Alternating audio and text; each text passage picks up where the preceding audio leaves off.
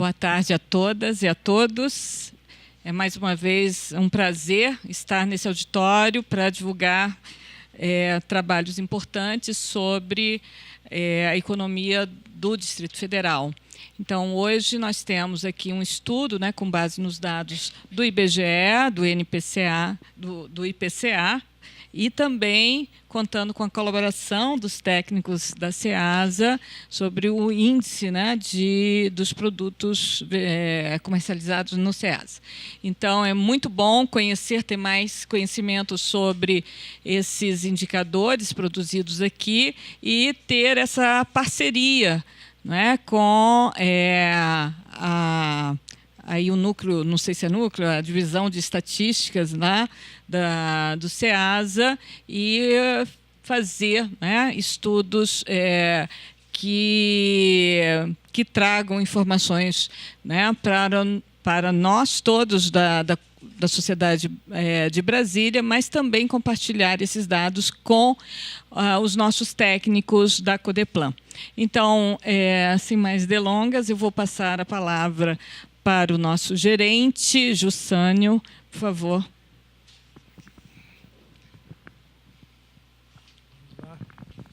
Você vai apresentar aqui?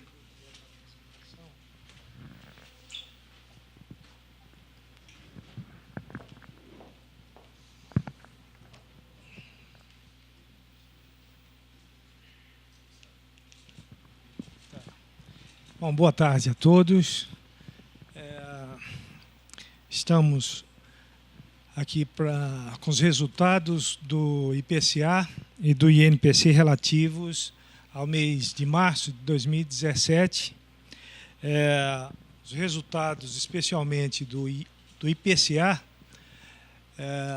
que o IPCA não só representa, o índice oficial de inflação no país, mas esse índice refere-se às famílias com estruturas de gastos de 1 a 40 salários mínimos. O IPCA, nos últimos 2 meses, registra em Brasília deflação, 2 meses consecutivos de inflação, mas, de certa forma, desde o ano passado, a inflação aqui em Brasília tem reduzido substancialmente. E isso é um motivo, traz um alento em termos econômicos, né? O único fator relacionado a essa questão dessa inflação baixa ou da deflação é o fato que a gente sabe que boa parte desses preços contidos, represados, ou muitas vezes essas quedas de preço, tem a ver muito com a atual situação do país. Não só a queda de renda, mas os elevados índices de desemprego têm retraído substancialmente a demanda, e isso tem reflexos sobre os índices inflacionários, uma vez que as possibilidades de aumentos ficam cada vez menos potencializados. E aí os resultados que a gente vem apresentando aqui em Brasília, e de um modo geral, o IBGE pesquisa 13 localidades que embasam o resultado do IPCA Brasil, e em todas as localidades a gente percebe esse recuo da inflação. Em alguns locais, com menos intensidades, Fortaleza, Belém, são localidades que retardaram essa queda, mas ainda estão com um índice ainda superior às demais, mas com a tendência de redução. E, na média, eu acho que não só o governo, o Banco Central vem anunciando a possibilidade da gente ter, em 2017, uma inflação acumulada próxima ou convergida para o centro da meta, e essa perspectiva, essa previsão, ela se materializa ou vem se materializando nesses últimos resultados da inflação. Aqui o roteiro da apresentação, a gente vai fazer um comparativo Brasília e as demais regiões pesquisadas, um demonstrativo da evolução temporal da inflação, a decomposição dos resultados por grupos e categorias e um breve comentário sobre os resultados relativos ao INPC. Aqui o resultado do mês de março, apontando aqui para Brasília, uma variação, uma deflação de menos 0,02%. Além de Brasília, somente Belo Horizonte, com deflação também em março, menos 0,04%. Esse índice, o IPCA no ano acumula em Brasília 0,67%, contra uma média Brasil de 0,96%. O resultado aqui também em Brasília, em março, mensal, ficou bem abaixo da média Brasil, uma vez que a gente tem Fortaleza com 0,66, Recife 0,57, 0,54 e Rio de Janeiro aqui 0,38, com São Paulo 0,31. Então uma diferença substancial ainda dessas regiões em termos de resultado mensal comparativamente a Brasília. Cabe um destaque sobre essa deflação mensal de março ao grupo transportes e especificamente a passagens aéreas. A gente sempre comenta aqui que ao longo do ano o item passagens aéreas tem movimento pendular aqui em Brasília. Uma hora puxa, pressiona com alta, no mês seguinte ou geralmente quando acaba o período de férias escolares, esses períodos sazonais de feriados, o retorno dos preços das passagens, a normalidade, ou mesmo a prática de promoções, puxam o índice, esse grupo transporte, para baixo e numa situação de preços com pouca variabilidade, esse item se torna impactante, tanto é que transportes foi o grupo que mais impactou sobre o resultado do mês, neste mês de março, puxando o resultado para baixo, né? Não, volta lá na tabela. Só um comentário aqui. Na perspectiva de ter uma inflação convergindo para o centro da meta, a gente vê que a média Brasil situa-se no acumulado de 12 meses em 4,57%, Brasília com 4,51%, já próximo dos 4,5%, né, praticamente, né?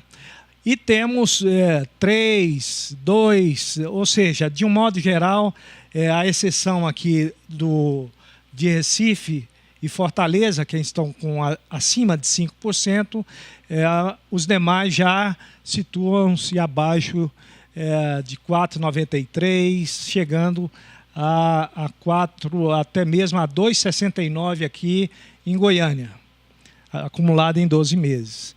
Então, há sim uma grande possibilidade da gente ter um resultado este ano de uma inflação bem mais moderada do que o ano passado.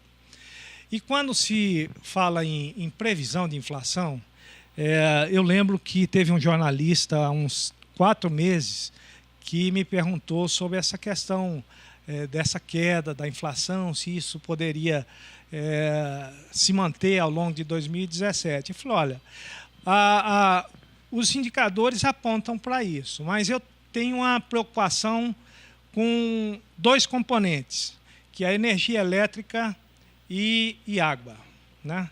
Essa crise hídrica, eu tenho um receio que ela ainda possa ser mais aguda, né, e ter repercussão sobre a questão inflacionária.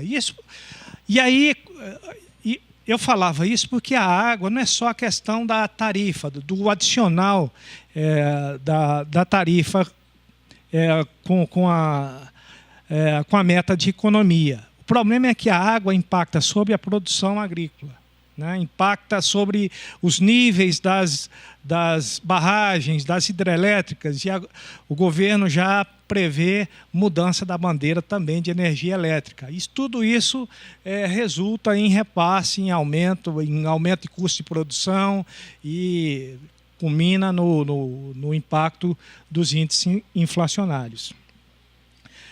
O próprio comportamento dos preços monitorados, que teve todo um ano de pressão, estando liderando a alta da inflação no Brasil, arrefeceu e já teve o seu ponto de inflexão. Os monitorados já estão com a tendência de alta. E aí a energia elétrica, o gás de cozinha, as tarifas de água e luz, ou seja, a gente tem essa previsão de uma inflação menor, mas assim ainda com um olhar muito receioso sobre a repercussão que ainda há de vir em função desse quadro, eu diria até desse fenômeno climático que se instalou no país. Próximo. Aqui o resultado da evolução do IPCA em Brasília e comparativamente com a média Brasil. A gente teve um período aqui, a partir do final do ano passado, de alta, uma alta mais acentuada que a maioria das localidades pesquisadas, e isso, a média foi atenuada em termos de evolução, e houve uma alta mais acentuada em Brasília, fazendo com que o índice se aproximasse da média. Então, nesses últimos 3 meses, Brasília tem registrado inflação, arrefeceu a inflação aqui em Brasília, né, consideravelmente, e ela volta a se distanciar da média Brasil. E aqui mostra bem aqui a comparação da evolução do índice nos 3 últimos anos, iguais períodos, evidenciando claramente que em 2017 temos resultados inferiores a iguais períodos de 2015 e 2016. Próximo, cara. Aqui é o resultado da inflação mensal por grupos, né? O destaque para o grupo transportes, pela deflação, puxada não só pelos preços das tarifas de aéreas, mas também teve aqui, acho que foi combustíveis. Combustíveis também teve uma variação negativa, resultando numa deflação do grupo de menos 1,94. A deflação também aconteceu na média Brasil, mas foi bem mais acentuada aqui em Brasília. Comunicação também com deflação, artigos de residência e alimentação e bebidas. Esse grupo aqui, embora com a deflação menor, mais próximo de zero, é o grupo de maior peso na estrutura de ponderação, então ele tem também uma repercussão, a deflação de menos 0,3 repercute também com propriedade sobre o resultado do índice geral. E em termos de alta, vestuário, a gente acredita que esse resultado do vestuário, a mudança, a gente saiu do período de final de ano e logo em seguida vem promoções de coleções e mudança de estação.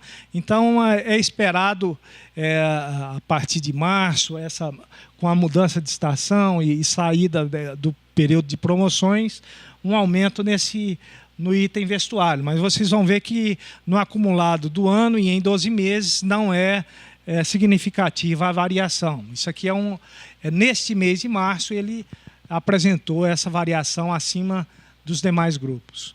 Habitação 1,13, e aí quando eu falo sobre a questão da água, a gente percebe, vai olhar a decomposição, a desagregação do grupo habitação e percebe que condomínio pressionou o resultado do grupo para alta. E os condomínios aí estão revendo a questão de tarifas justamente pelo peso que vem representando os gastos com água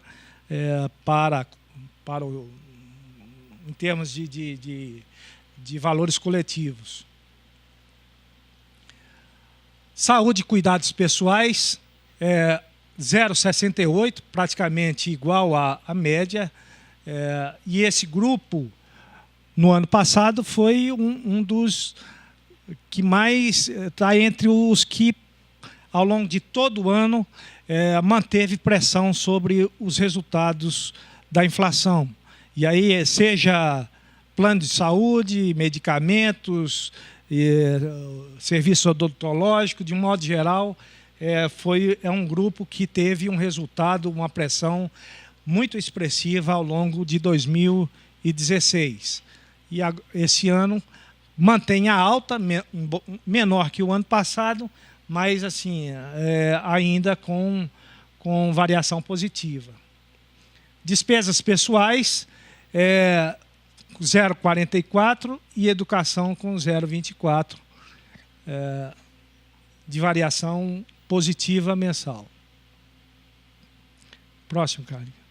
Aqui no acumulado de 12 meses, eu havia dito que o grupo vestuário foi o que mais aumentou no mês, mas aqui ele está com acumulado de em 12 meses, 3,22. A maior alta, por conta da dinâmica da evolução que teve nos últimos 12 meses, o ano passado, saúde e cuidados pessoais ainda está com 2 dígitos, 10,20 de inflação acumulada em 12 meses. Né? Depois segue despesas pessoais, habitação e temos artigos de residência, o único a acumular deflação na variação acumulada de 12 meses. O resultado, tanto para Brasil quanto para Distrito Federal, estão próximos. Brasília, 4,51, um pouco abaixo da média Brasil de 4,57. Próximo. Aqui os destaques de cada grupo. A gente tem no grupo vestuário, altas mais destacadas em camisa, camiseta masculina, calça comprida masculina, sandália, chinelo feminino, com os maiores altas. No grupo habitação, botijão de gás, 3,40, condomínio e aluguel residencial. No grupo saúde e cuidados pessoais, perfume, plano de saúde e produto para pele. Próximo. Transportes, passagem aérea, e aqui o porquê de impactar o grupo transportes, passagem aérea com a redução de 13,10%, a gasolina com 1,94% e automóveis novos também com redução de preço. A comunicação telefone fixo, basicamente o que também contribuiu para a deflação mensal. Em artigos da residência tem móveis para sala, móveis, roupa de cama. Aqui está até repetido aqui, Carlinhos. Depois deveria ser outro item aqui. Próximo. Aqui na análise dos resultados pelo tratamento que o Banco Central dá em termos de participação, aqui ainda não, aqui é só os resultados por grupo, em termos percentuais, ainda não é o do Banco Central. Só mostrando em termos percentuais a contribuição do mês, habitação com 0,18, vestuário e saúde e cuidados pessoais. O resultado do mês. E os demais grupos com... e aqui o transportes aqui que contribui para esse resultado com a menos 0,36 pontos percentuais. Próximo. No grupo habitação, a energia elétrica é o que mais contribuiu, com 0,12 pontos percentuais. Seguido de botijão de gás, condomínios. Próximo. Aqui, vestuário. Já foi dito lá, camisa, roupa masculina, de um modo geral, e sandália, chinelo, com 0,01. Próximo. Em saúde e cuidados pessoais, é o plano de saúde. Eu diria que está quase que empatado com gastos com perfumaria. Próximo. No acumulado de 12 meses, a maior contribuição ainda é saúde e cuidados pessoais, seguido de habitação. Próximo. Saúde e cuidados pessoais em 12 meses. É plano de saúde. Medicamento hipotensor e hipocolesterolêmico, gastroprotetor. Então, medicamentos aqui está contribuindo junto com o plano de saúde. Próximo. Em despesas pessoais, empregado doméstico e cabeleireiro. E aqui eu explico, eu comentei já em alguns meses a questão do empregado doméstico. O IBGE, na metodologia, ele calcula ele estima o aumento anual de reajuste salarial da categoria e dilui mês a mês, com variação iguais, a participação do item emprego doméstico. Como a gente está numa situação de variações negativas ou próximo de zero, esse item passa mês a mês ter representatividade em relação aos demais no grupo. Próximo. Habitação, aluguel, taxas de água e esgoto, com a contribuição de 0,18 pontos percentuais, condomínio. Então, não só, além da taxa de esgoto propriamente dita, condomínio também com 0,18. E aluguel residencial, isso aqui em 12 meses. Próximo. E aqui, sim, a análise pelo tratamento do Banco Central em termos de preços administrados, monitorados e livres, na categoria de livres comercializáveis e não comercializáveis.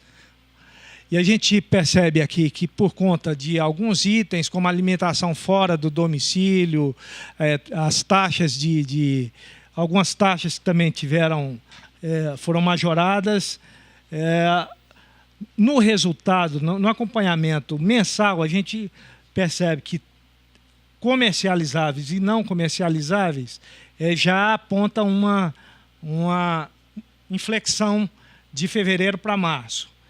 Agora, no gráfico evolutivo de 12 meses, próximo,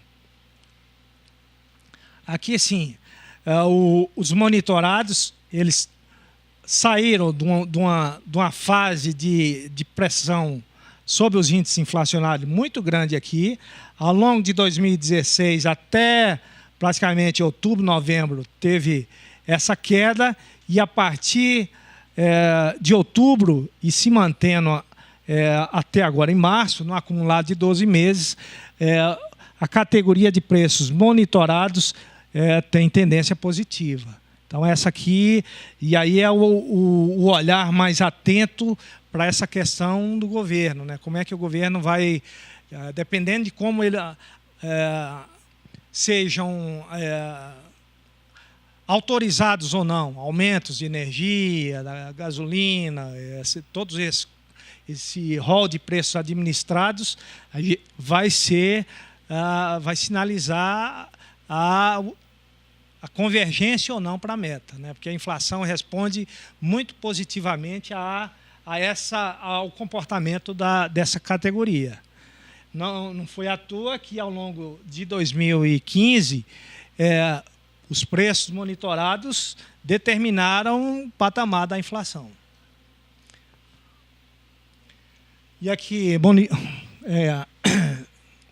no resultado do mês, a maior contribuição está para não comercializáveis, seguido de comercializáveis, também com a contribuição de 0,13, e monitorados pela questão dos transportes, do grupo transportes, do gás e da energia elétrica, resultou na contribuição de 0,063. Próximo.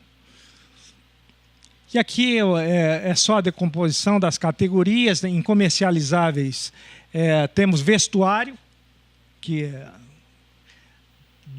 basicamente é o que mais respondeu por aquela mudança de inflexão, o grupo vestuário.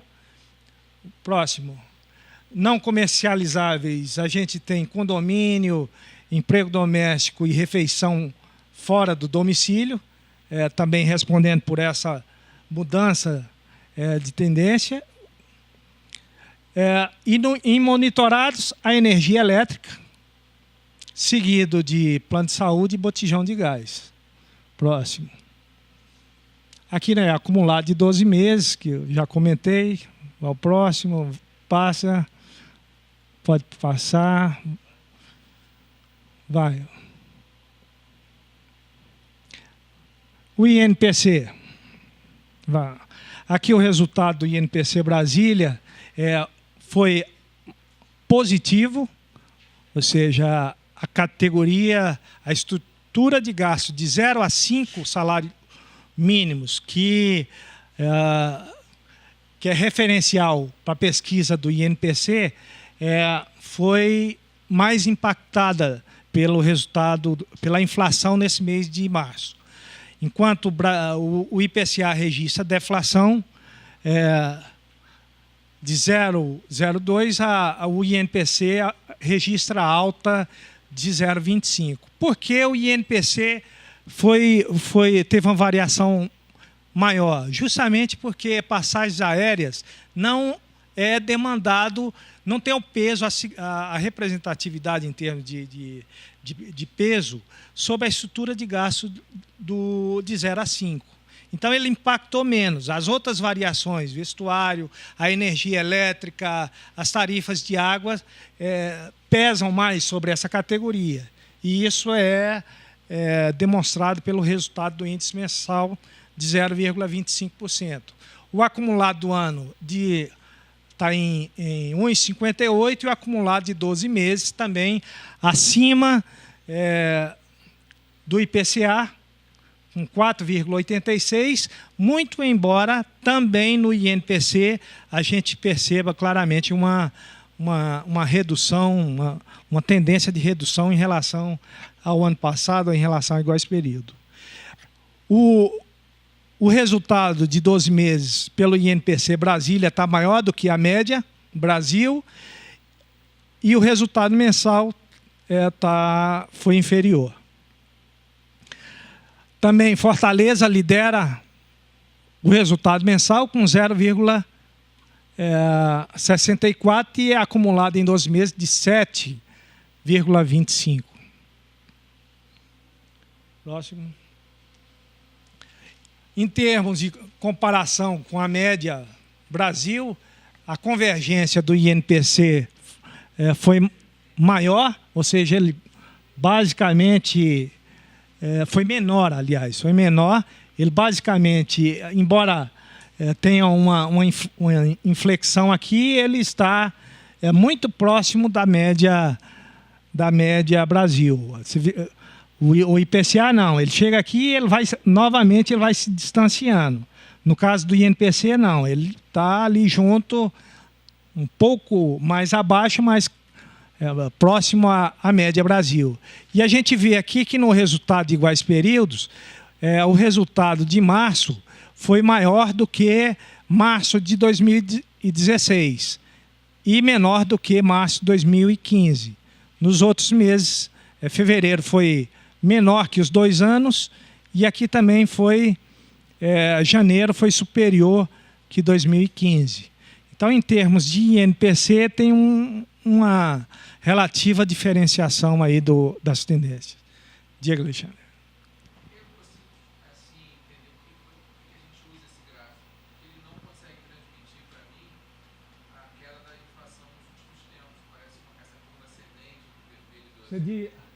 Aqui é mais para a gente... em termos de evolução, mês a mês, isso aqui é acumulado de 12 meses. Né? Ele vem... A gente está num patamar superior a 2015. O resultado da inflação aqui, né? Em termos de tendência.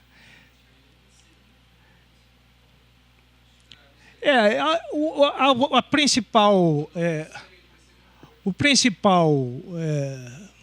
objetivo aqui é só essa comparação entre, em termos de localidades, com a média Brasil.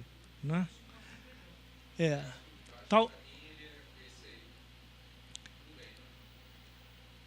Vamos, o próximo. Aqui os resultados também, transportes. Você vê que o impacto de transportes aqui é bem menor, com deflação de 0,86, comunicação com 0,51, artigo de residência 0,44 e alimentação e bebidas.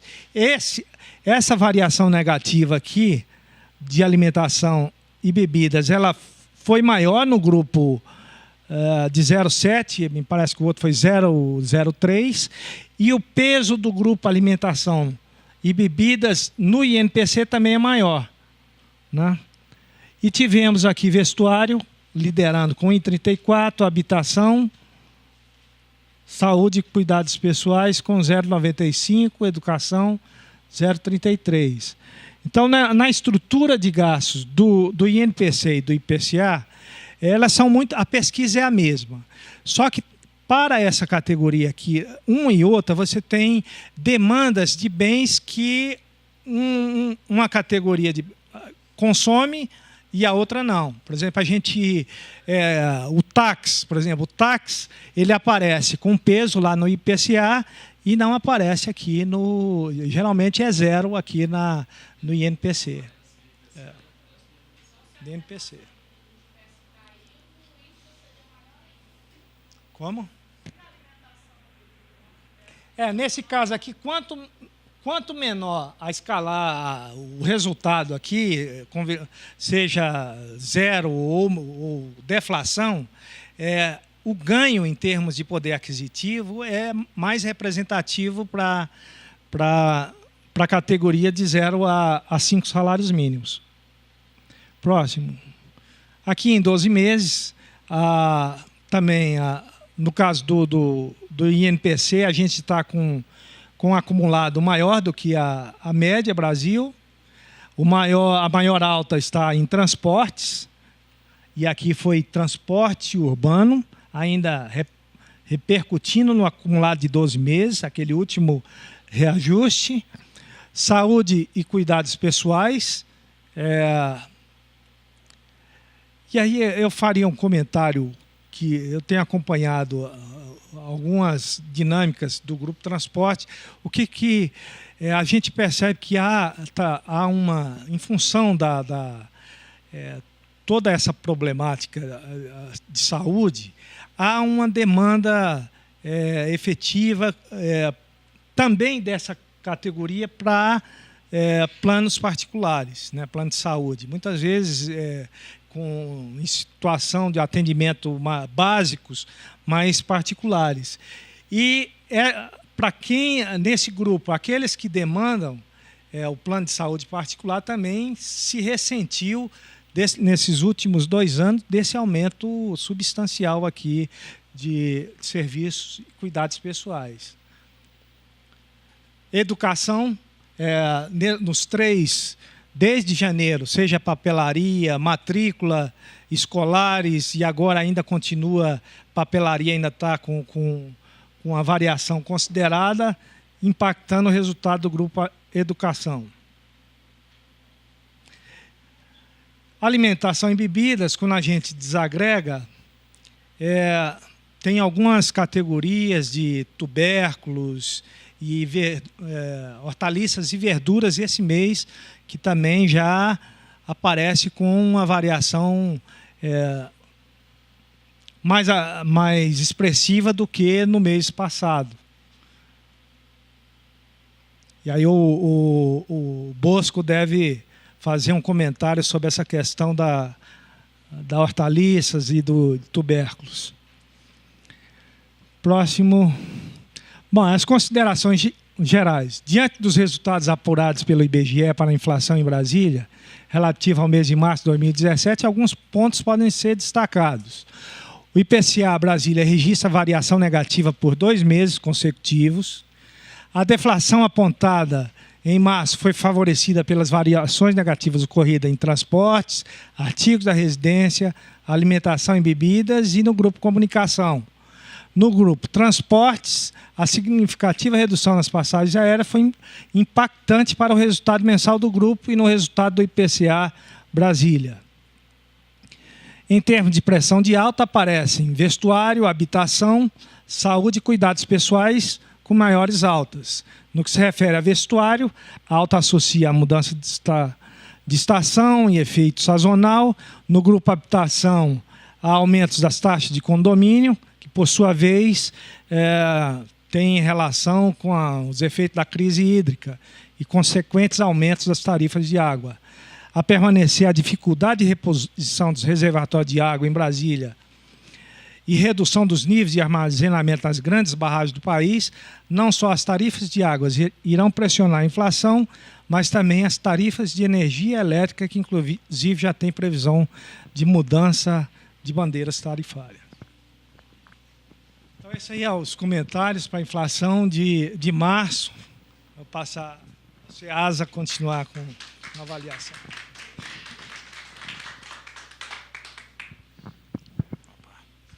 Muito obrigado. O Fernando vai fazer o favor de colocar a apresentação. Isso.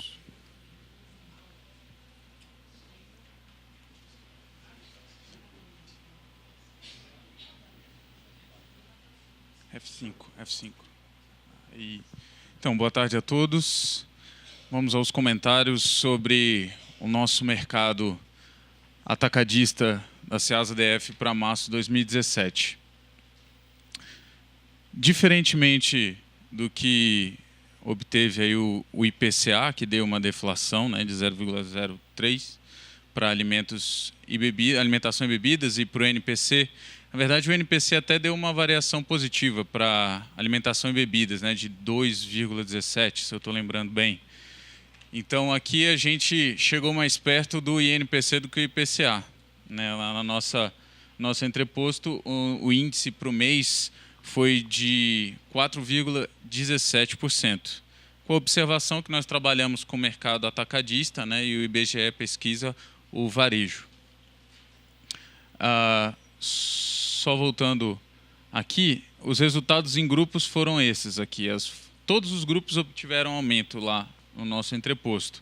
As frutas com o menor deles, 2,12%, legumes com praticamente 9,7%, verduras 13,8% e ovos e grãos 4,5%.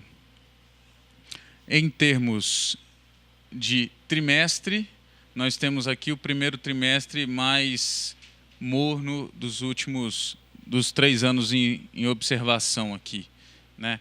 Muito causado por essa forte queda aqui no mês de janeiro, que teve, dentre outros fatores, muito influenciada por uma oferta forte, né? Esse ano, 2016, nós tivemos, por exemplo, oferta de cebola muito forte, tomate, batata, são produtos com muito peso na nossa cesta, muita relevância, resultaram num janeiro atípico. E a força aqui de março com fevereiro não foram capazes de chegarem aos patamares de acumulação para primeiros trimestres típicos nossos. Aqui no gráfico, a gente vê bem a atipicidade do ano de 2017, né? Que a tendência é de iniciar com alta, e esse ano de 2017 aqui a gente inverteu essa tendência. logo tentando aqui alcançar os níveis de março de 2015. Essa é a estrutura de ponderação dos nossos grupos, né, dividida em 91% do índice entre frutas e legumes e os outros 9% divididos entre verduras e ovos. Praticamente o grupo de ovos e grãos é mais significativo o componente ovos. Então, apesar da variação percentual das frutas não ter sido a maior de todas, mas ela, por razão de seu peso, divide aqui com o grupo de legumes quase totalidade da variação mensal, né? Então, está aqui o peso nesses dois grupos, frutas e legumes.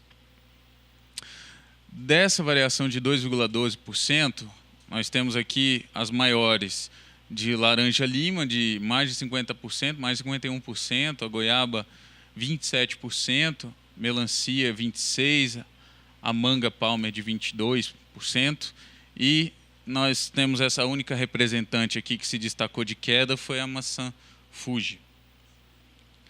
No grupo dos legumes, quem teve aqui à frente dos aumentos foi o tomate, com mais de 50%, e a batata também, a beterraba, perdão, com mais de 50%. A batata ficou aqui no meio do caminho, né, com 10% de aumento. E do outro lado aqui nós tivemos essa forte queda do chuchu. Como já esperado, o grupo de verduras teve um forte aumento percentual, né? E liderado aqui pelo espinafre. Mas pode ver que, em contexto geral, todas as folhosas tiveram aumento de preço. O setor de ovos, que veio assim bem comportado nos últimos meses, agora ele mostrou aí um pouco mais de força no aumento de preços. Os ovos vermelhos aqui com 8,6% e o branco com 5,5% de aumento. Isso só recapitula o resultado mensal, né, de 4,17, divididos nos grupos das frutas com 2,12, legumes 9,68%, verduras 13,8% e ovos e grãos 4,55%. Trazendo alguns destaques para cada um dos grupos, o aumento aqui da laranja-lima, do mamão formosa e da melancia estão muito ligados à redução de produção dessas frutas. No entanto, aqui no outro espectro está a maçã Fuji, que encontra bem no período de safra, então o reflexo nela é essa queda de quase 20%. No grupo dos legumes, o tomate e a beterraba encontram aqui, ó, nessa constância, que podia ser mais constante ainda, né? Mas nessa relativa constância de chuvas, né, nas regiões produtoras, que prejudica a produção desses produtos, né, desses legumes. Está aqui um exemplo de tubérculo e beterraba, que realmente teve um aumento de preço, que impactou lá o INPC, né? E o fato do chuchu aqui, que teve um pico, teve um forte avanço aí, e agora o avanço acaba atraindo muitos produtores e acaba que volta e meia acontece esse aumento de oferta e o ajuste normal do preço do produto. Aqui no setor das verduras, um contexto geral de aumento, né, com o destaque aqui para o maior deles, o espinafre, e a alface americana com o menor dos aumentos. Isso se dá por uma questão conjunta que parece não fazer muito sentido a princípio. As chuvas e a falta de irrigação geram esses aumentos. Bom, todo mundo sabe que nós estamos num contexto de restrição hídrica, então não é de hoje que o controle da irrigação já está sendo efetivado, né? E isso faz com que os produtores tenham menos incentivos a produzir, porque eles sabem que eles vão ter acesso mais restrito. Então isso já reduz a oferta.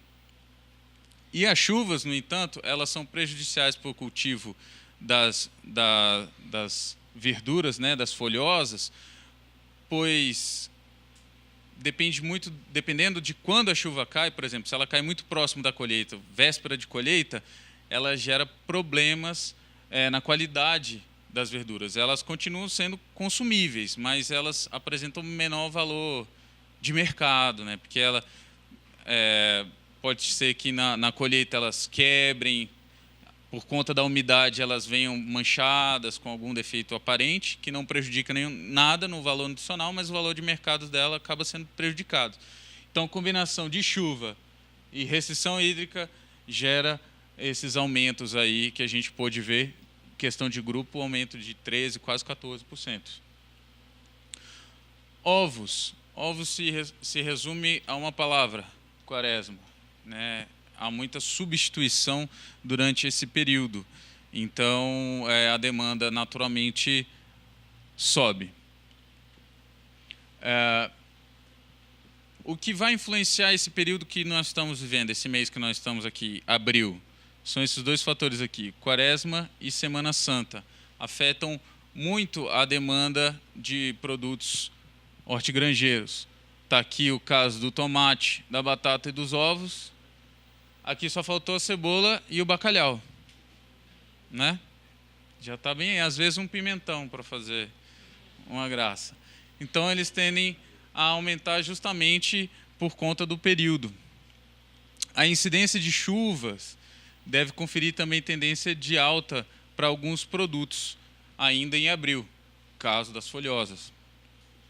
As mangas, tanto a Palmer quanto a Tommy, se não me engano a Tommy mais forte ainda, né, Fernando? Elas têm viés de alta devido tanto à redução de safra, aqui de regiões mais próximas, quanto um período de forte demanda externa, né? As variedades de banana prata e nanica também já apresentam sinais de alta, ocasionada pela redução da oferta dos produtos em suas respectivas regiões produtoras. No entanto, aqui a variedade maçã, né, da banana, ela tem uma propensão de queda, porque a gente tem ouvido falar, né, por meio de relatos dos comerciantes lá, que as lavouras aqui de produção de banana maçã de Goiás têm tido uma boa perspectiva de produção. Então, dessas 3 variedades aqui, a maçã é que tem essa propensão de queda. Esse é o desfecho de sempre, lembrando que nós estamos falando de mercado atacadista, daí às vezes tem essa diferença mais ou menos forte, né, entre os resultados que a gente chega e os resultados que o IBGE chega, e que a nossa cesta é composta por esses 66 itens, que são baseados na cesta mais demandada, nas cestas mais demandadas do nosso entreposto. No mais, fica o nosso obrigado e partimos para a fase de perguntas e discussões.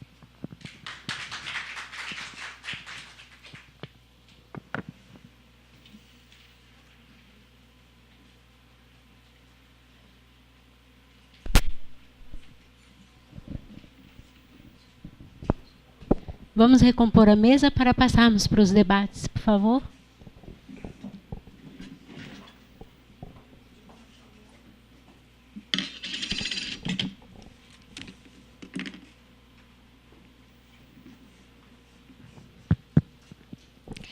Então, aqui reiniciando, né,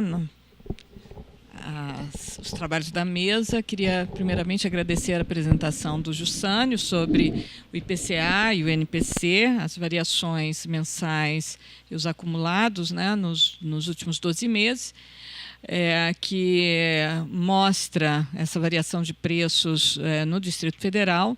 Agradecer também João Bosco, né? João Bosco, que traz, eu não conhecia esse índice, muito interessante, para a gente fazer um paralelo um pouco mais com os nossos com os indicadores que são produzidos, né, pelo IBGE, a partir da coleta de preços junto ao varejo, né? Então, a gente tem aqui índices de preço ao consumidor ampliado, que é até 40 salários, de 1 a 40, enquanto que o INPC é até 5 salários mínimos. Então, a cesta né, de bens é diferente, por isso, né, a questão dos indicadores mostrarem variações diferentes.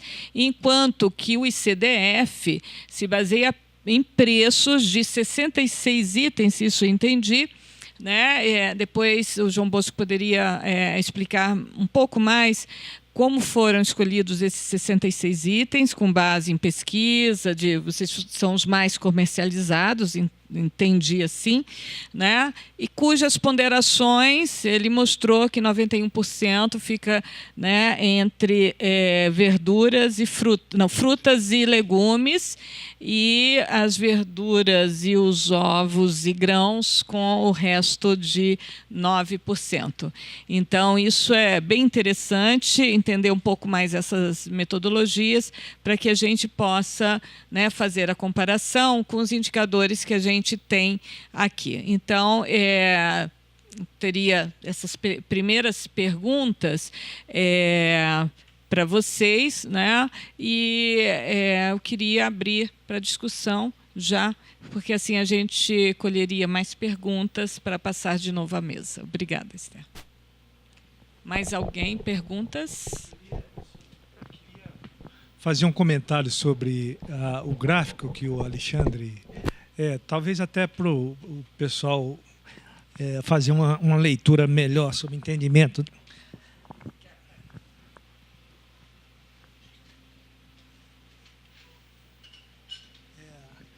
Aqui, esse gráfico da série, ele ilustra a evolução do número índice.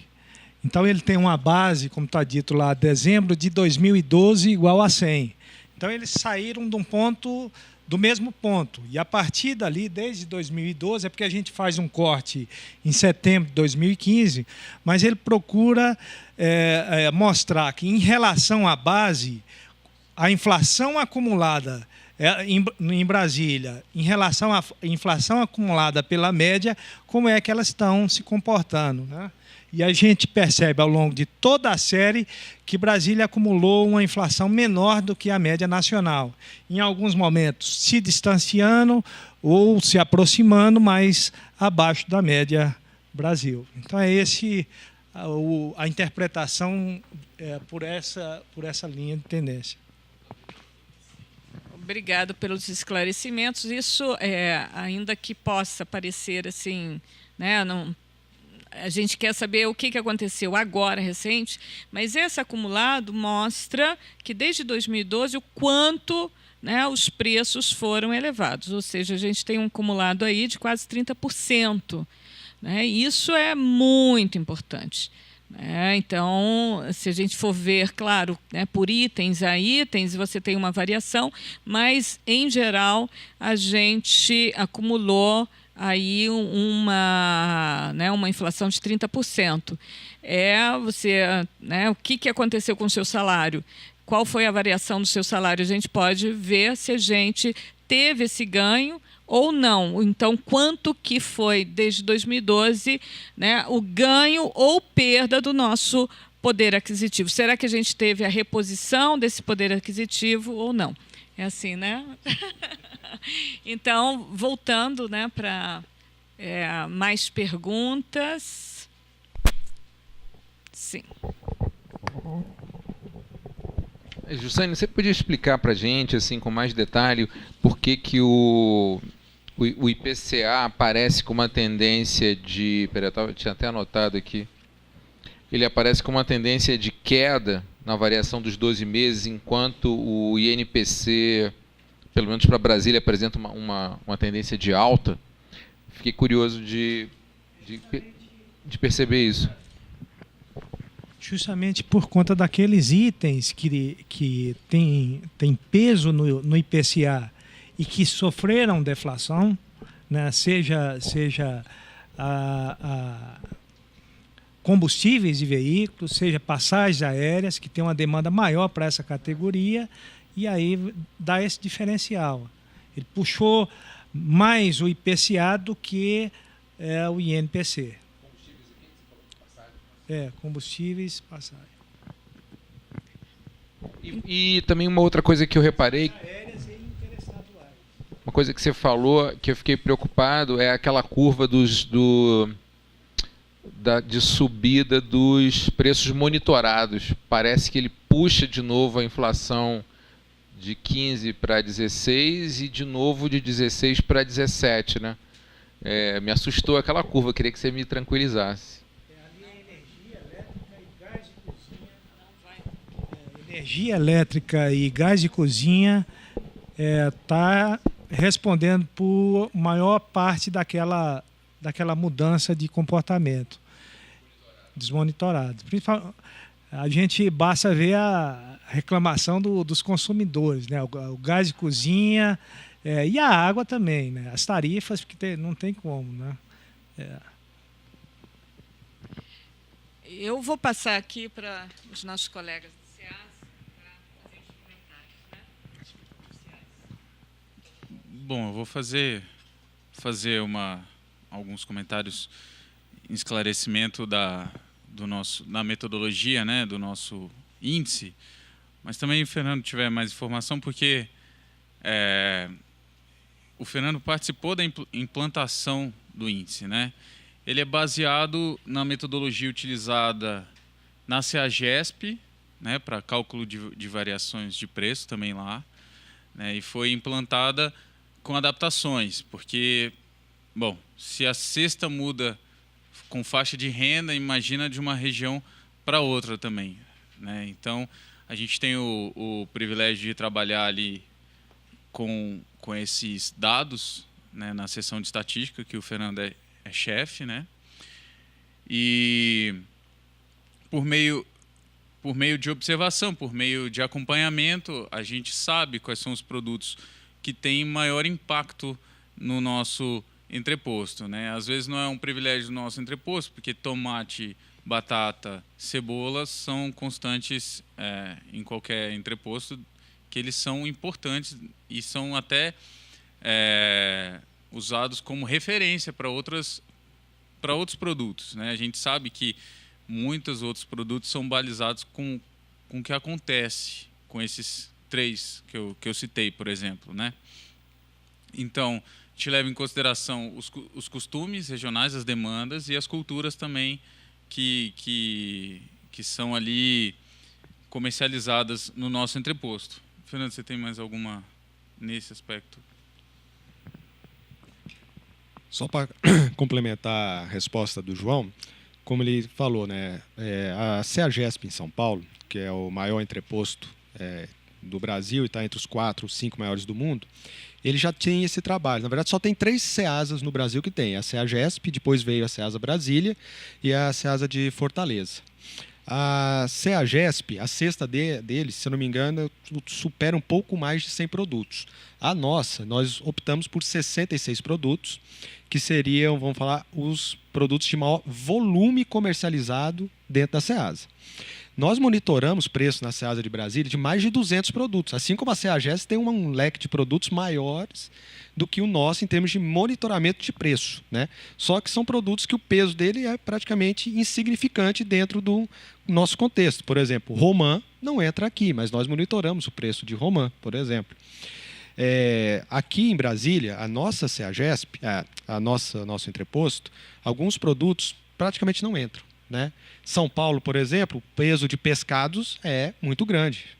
Aqui em Brasília, nós temos até um mercado do peixe lá dentro, mas praticamente é insignificante dentro do nosso contexto. Então, por isso que não entra, por exemplo, carnes dentro do nosso índice. No caso, nós temos ovos e grãos. E os grãos, basicamente, é milho, amendoim.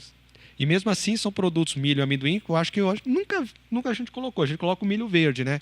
Porque, como além deles serem representativamente pequenos, a variação de preço deles também é muito incipiente. Então, geralmente, por uma opção nossa, nós destacamos aqueles que têm maior relevância para o público em geral e outros que tiveram grandes variações.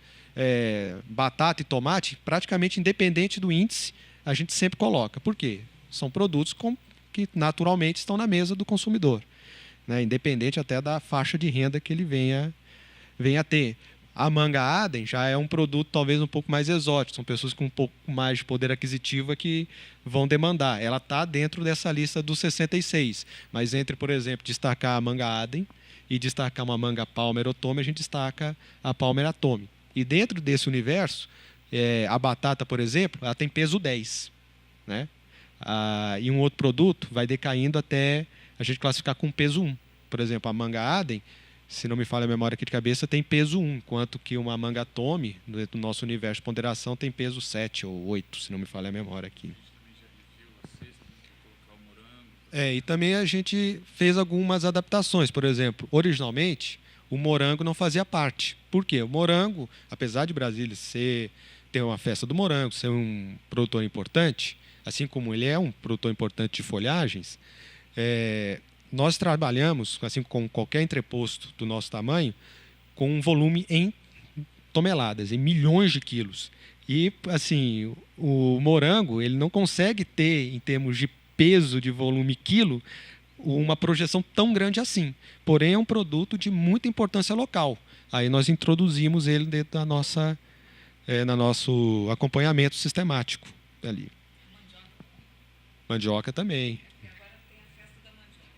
Mandioca faz parte e ele é geralmente um top 20 assim, geralmente, vamos falar, o top 10 em volume, peso, todos têm peso 10 de ponderação dentro do nosso universo. E pegando um gancho para falar de crise hídrica, né? Quem está acompanhando a gente há algum tempo, o Jussane sabe disso também, se você for ver, desde 2014... quando estourou a crise hídrica, vamos dizer, em São Paulo, o setor agrícola nunca mais teve sossego. Essa que é a verdade. E você tem alguns produtos que tendem a sofrer mais, outros tendem a sofrer menos. Setor de frutas sofre demais. São Paulo sofreu muito, continua ainda sofrendo, porque São Paulo é produtor importante de laranja, limão, são commodities internacionais. Eu nem sabia, fui conversar com pessoas da Conab, que o Brasil manda limão de avião, suco de limão de avião para os Estados Unidos, que os Estados Unidos ele é abastecido pelo México. Aí a safra mexicana deu problema.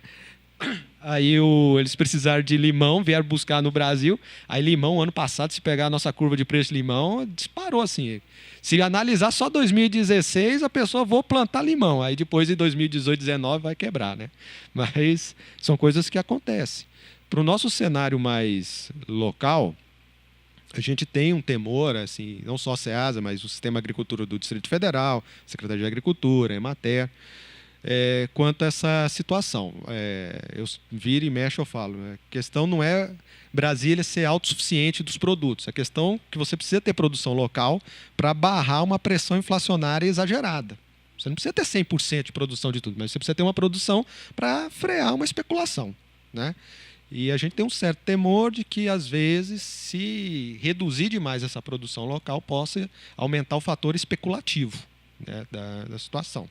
E porém, algumas mudanças, né? Vamos falar, o próprio produtor, a pessoa do campo, ele tende a fazer algumas migrações. Porque a gente sabe que tem culturas que demandam um pouco mais de água e outras demandam um pouco menos. Só para a questão de ilustrar, quem consome muito abobrinha, tanto a Itália quanto a menina, são dois produtos que, historicamente, em Brasília, praticamente eles eram parelhos de preço. Só que o ano passado, a abobrinha Itália caiu muito o preço. Aí você vai conversar com quem produz, que ela é um produto que demanda menos água. Então, as pessoas migraram de outras culturas que demandavam mais água para a abobrinha Itália, o que também deu um efeito de uma queda de preço muito grande. Foi os níveis de preço mais baixos para aquele produto, que eu tenho noção, foram nesse. Às vezes a pessoa migrou para uma situação e acabou, infelizmente, vamos falar o português claro, tomando prejuízo, porque o preço foi muito aquém do esperado. Mas, assim, a gente espera que, vamos falar que São Pedro ajude, né, dentro do possível, e que também está sendo feita algumas campanhas, a própria secretaria, a ADASA, vamos falar, de incentivo aos produtores de práticas, vamos falar, mais racionais, de uso mais racional da água, né? Às vezes as pessoas às vezes por uma certa abundância, não conhecimento, ou mesmo assim, eu sempre fiz assim, fica com receio de mudar, e às vezes a pessoa não tem uma prática muito moderna, assim, do uso da água. O Brasil, eu já falei isso outras vezes, precisa usar mais os chamados cultivos protegidos, que é a estufa. O Brasil ainda usa muito pouco. Eu fui há uns 2 anos num encontro. O Brasil tem uma área menor de cultivos protegidos do que a Espanha, né? Então a Espanha tem muito mais cultura em estufa do que o Brasil, né? Então assim, mas por quê? É caro o plástico que faz a estufa? Tem que estudar o porquê. Porque o futuro, na verdade, é isso. O futuro não é plantação em campo aberto. Não se faz mais isso. O mundo, nem os Estados Unidos trabalha hoje já, tem vários locais que são fazendas verticais dali. O Brasil ainda insiste em algumas coisas. Então, a gente também precisa vir num processo de mudança tecnológica do homem do campo, né? Introduzir novas tendências, colocar, vamos falar, elementos mais modernos lá no campo.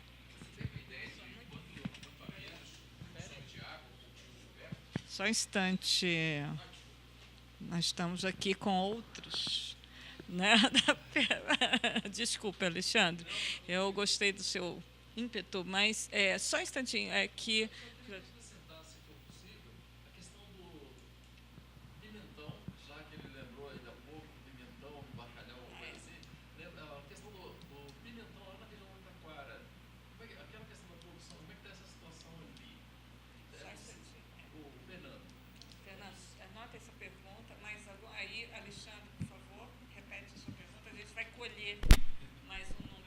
Não, desculpa, achei que não tinha mais ninguém inscrito. Não, eu queria saber se você tem uma ideia de como é que é a proporção do uso da água para cultivos cobertos e abertos, porque parece que o futuro realmente é com menos água para irrigação, né? mais alguma pergunta? Aqui não. Sim.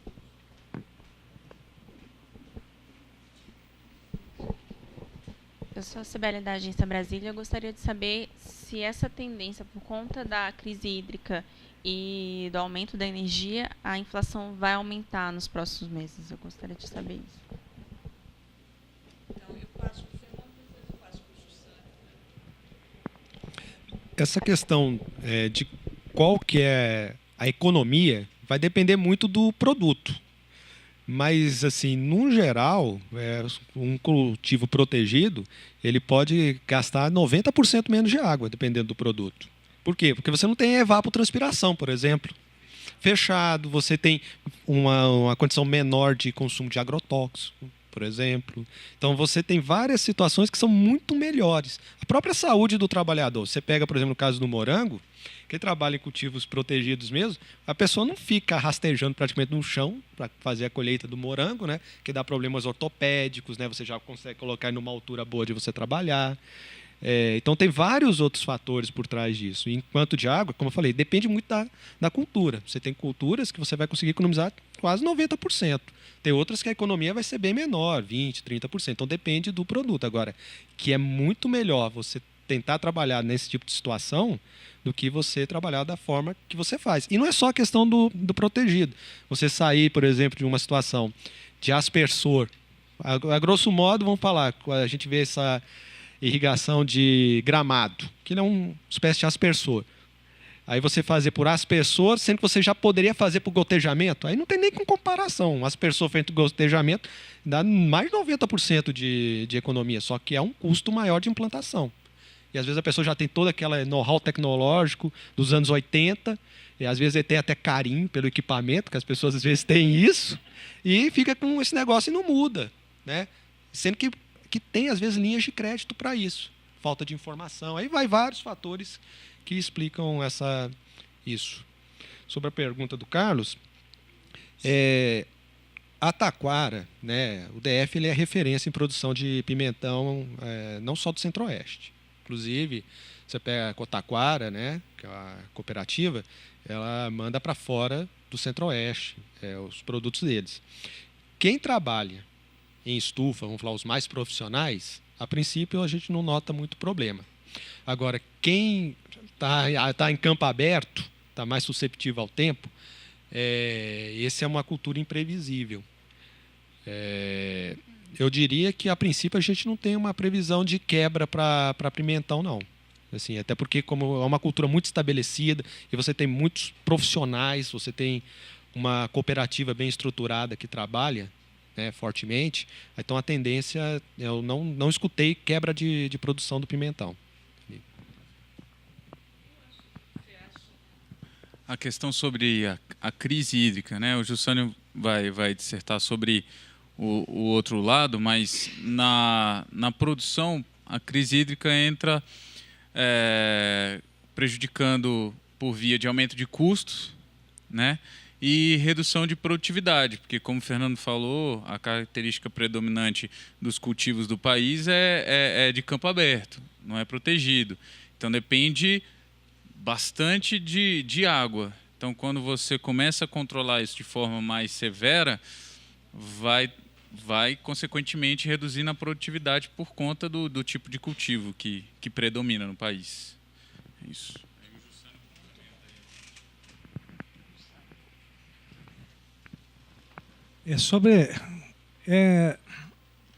Não é fácil fazer previsão num contexto assim de variáveis que a gente às vezes trabalha no contexto de toda a cesta de produtos que o IBGE considera para cálculo da inflação, tanto IPCA quanto INPC. Mas a gente tem todo esse contexto.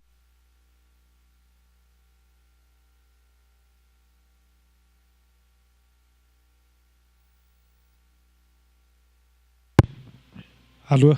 A tarifa em si, mas também os efeitos que uma crise hídrica ou a redução da oferta de água pode representar sobre outros componentes, né? A própria tarifa do condomínio foi uma das repercussões. Mas também a gente tem a questão, eu acho que esse gráfico aqui que eu pedi para manter aqui,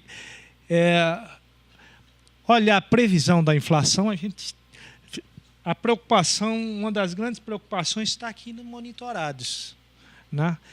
Dependendo como se comporte essa questão dos preços administrados, seja gasolina, passagens de ônibus urbano. Você vê o aumento da passagem de ônibus urbano, no mês da incidência, ela puxou a inflação. Muito embora tivesse ficado engessado por um período longo, mas no momento que você vem o reajuste de uma vez só, ela impacta sobre o resultado, né? E quando aumenta gasolina, se você tiver algumas variáveis que repercutem sobre os preços das passagens, a gente fica na expectativa de como o governo vai administrar isso. Então, a depender dessa questão do comportamento dos preços administrados, a gente vai saber o resultado sobre o índice geral. Certamente, tanto comercializáveis como não comercializáveis, tem vários componentes segurando, contendo os preços. E aí a questão que a gente falou sobre a própria crise impactando a redução de salários e a redução da demanda, ela tende a segurar os preços livres, de certa forma. Mas quando o aumento ele é administrado no item essencial, como energia elétrica, como água ou passagens de ônibus urbano, além da repercussão que tem sobre o índice, o peso, são aumentos que não tem como o consumidor se ver livre. Ele está ali, ele impacta realmente na estrutura de gasto da população. E eu diria que é muito acompanhar a tendência dessa categoria. Então, ela está com a tendência positiva, preços administrados. Dependendo da intensidade, seja de manutenção, de arrefecimento ou tendência de se manter em alta, esse grupo, o resultado vai ser certo no resultado do índice geral. Obrigada, Jussânio. Mais alguma manifestação da audiência? Bom, eu só queria fazer alguns comentários, né, da importância desses indicadores, porque, por mais a gente ouve, né, os índices de preço, como é que são feitos, etc., mas eles impactam o nosso cotidiano.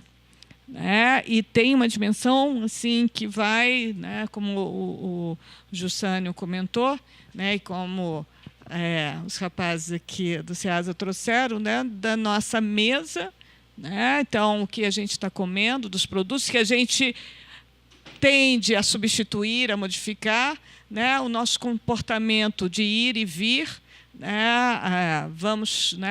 O deslocamento vai ser feito por transporte público, por transporte individual, ou seja, nossa vida, né, ela é impactada por esses preços e a gente também, o nosso comportamento vai fazer com que esses indicadores sejam modificados.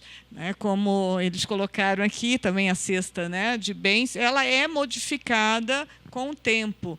E aí, né, produtos que anteriormente não existiam, que passam a existir, ela vai fazer essa composição. Então, é muito importante, né, a divulgação desses indicadores, estudos, né, que venham, né, nos traduzir melhor, né, o que eles significam, também jornalistas que nos ajudem a disseminar essa informação para que a sociedade possa acompanhar todos esses trabalhos e também opinar, né, e que as políticas públicas venham, né, no sentido de atender esses anseios da própria população. Então, para encerrar essa sessão de hoje, eu queria apresentar a nova gerente da área aqui na Codeplan, que é Clarissa Yanchilabitz, né? Obrigada, Clarissa, por integrar essa equipe. Ela substitui o Jussânio. O Jussânio agora passa a gerente da área de produção de dados, né? Eu não sei exatamente, de pesquisas, né? Que faz a PIDAD, especialmente, né, e também a PED. Então, a Clarissa vai ficar responsável por essa área de contas e estudos setoriais e terá bastante trabalho daqui para frente, né, e estará aqui nos próximos meses, né, à frente aqui na interpretação desses dados. Então, queria agradecer muito ao Fernando, João Bosco, pela presença, né. Temos ainda muitas coisas a falar sobre os orgânicos, sobre outros produtos e tal, né, e então vamos encerrar agradecendo a presença de todos. Obrigada.